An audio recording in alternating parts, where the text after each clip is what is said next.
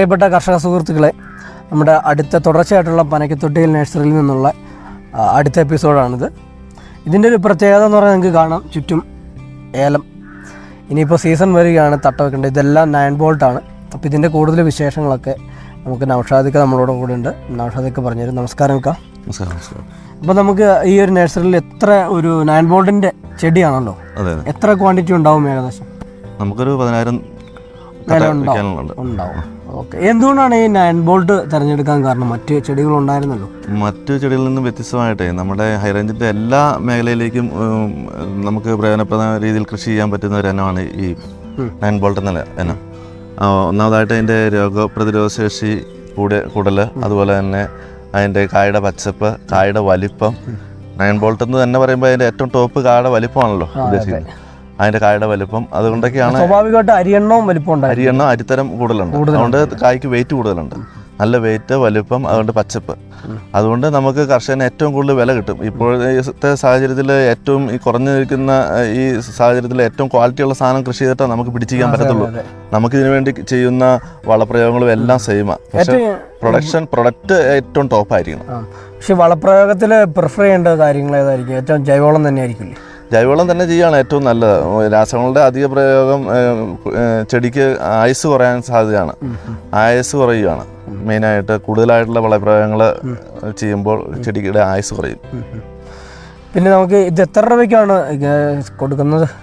നമ്മൾ ഈ വർഷം 100 രൂപയ്ക്കാണ് കൊടുക്കുന്നത്. 100 രൂപയ്ക്കാണ് കൊടുക്കുന്നത്. ഓക്കെ. നമുക്ക് മുരിക്കാശ്ശേരി കറക്റ്റ് ലൊക്കേഷൻ കൂടി ഒന്ന് പറയാം നഴ്സറിയുടെ. മുരിക്കാശ്ശേരി പനക്കത്തിൽ സ്പൈസ് ഗാർഡൻ 16 കണ്ടം. അതെ.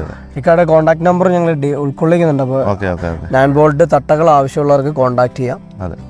ഇക്കാ നമ്മൾ അടുത്ത ഒരു സെക്ഷനിലോട്ട് വന്നിരിക്കുകയാണ്. നമ്മുടെ 9 ബോൾട്ടിൻ്റെ തൈ പാകിയിരിക്കുന്നിടത്ത്. അപ്പോൾ ഇത് എത്ര മാസം പ്രായമുള്ളതാണിത്? ഇത് 7-8 മാസം പ്രായമായ ചെടികളാണ്. ഇത് ഏതാണ്ട് 6 അടി മുതൽ 7 അടി വരെ ഹൈറ്റ് ആയിട്ടുണ്ട് ഇപ്പോൾ തന്നെ. ഇപ്പോൾ ഈ ഒരു തൈ വാങ്ങിച്ച ഏതൊരു കർഷകനും ഇപ്പോൾ ഈ തൈ കൊണ്ട് വയ്ക്കുമല്ലോ, അപ്പോൾ അതിന് നഷ്ടപ്പെട്ടു പോകാത്ത രീതിയിൽ ഇതൊന്ന് വളർത്തിയെടുക്കാൻ എന്തൊക്കെ മുൻകരുതലുകളാണ് എടുക്കേണ്ടത്? ചെടി വയ്ക്കുമ്പോൾ നമ്മൾ ഏറ്റവും ആദ്യമായിട്ട് നമുക്ക് സ്ഥലം തിരഞ്ഞെടുക്കുന്നതിൽ ഉണ്ട് കാര്യങ്ങളുണ്ട്. അതിന് ഷെയ്ഡ് കുറച്ച് മതി. ഈ 9 ബോൾട്ട് ചെടികൾക്ക് ഷെയ്ഡ് കുറച്ച് മതി. ഏകദേശം ഒരു 20% ഷെയ്ഡോളം മതി. മറ്റു ചെടികളെ അപേക്ഷിച്ച് ഷെയ്ഡ് കുറവ് മതി. പിന്നെ ആദ്യ കാലയളവിലേക്ക്, ആദ്യ വർഷങ്ങളിലൊക്കെ നമ്മൾ കൂടുതലായിട്ട് ജൈവവളങ്ങൾ ഉപയോഗിക്കുക. നേരിയ തോതിൽ രാസവളങ്ങൾ പ്രയോജനപ്പെടുത്തുക. എന്ന് പറഞ്ഞാൽ ജൈവവളം എടുക്കാൻ വേണ്ടി രാസവളം ഇട്ട് കൊടുക്കുന്ന രീതിയിലായിരിക്കണം. ജൈവവളം മാത്രം കൊടുത്തു കഴിഞ്ഞാൽ മണ്ണിൻ്റെ ഘടന വ്യത്യാസം വരികയും ചെടികൾക്ക് അത് ദോഷകരമായി ബാധിക്കുകയും ചെയ്യും. ആണല്ലേ.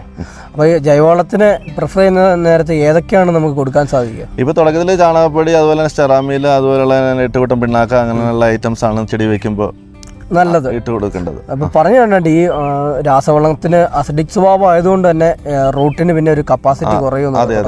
അങ്ങനെ മറുടിപ്പ് കാര്യങ്ങളിലേക്ക് വരാൻ സാധ്യതയുണ്ട്. ഇതൊന്ന് വളം എടുക്കാൻ വേണ്ടി മാത്രം കൊടുക്കുക. ജൈവവളം എടുക്കാൻ വേണ്ടി രാസവളങ്ങൾ നമ്മൾ കൊടുക്കുക. അതാണ് അത്രേ ഉള്ളൂ. അതെ. അപ്പോൾ ഒരുപാട് നന്ദിക്ക. അപ്പോൾ ഇനിയിപ്പോൾ അടുത്ത എപ്പിസോഡിൽ നമുക്ക് വീണ്ടും കാണാം. ഇനിയിപ്പോൾ നമുക്ക് കുറ്റ്യാടി തെങ്ങുകളെ പരിചയപ്പെടാനുണ്ടല്ലോ. അതുപോലെ മറ്റൈറ്റങ്ങളും ഉണ്ട്, നോക്കാം ഏതൊക്കെയാണെന്നുള്ളത്. ഓക്കെ. ഒരുപാട് നന്ദി.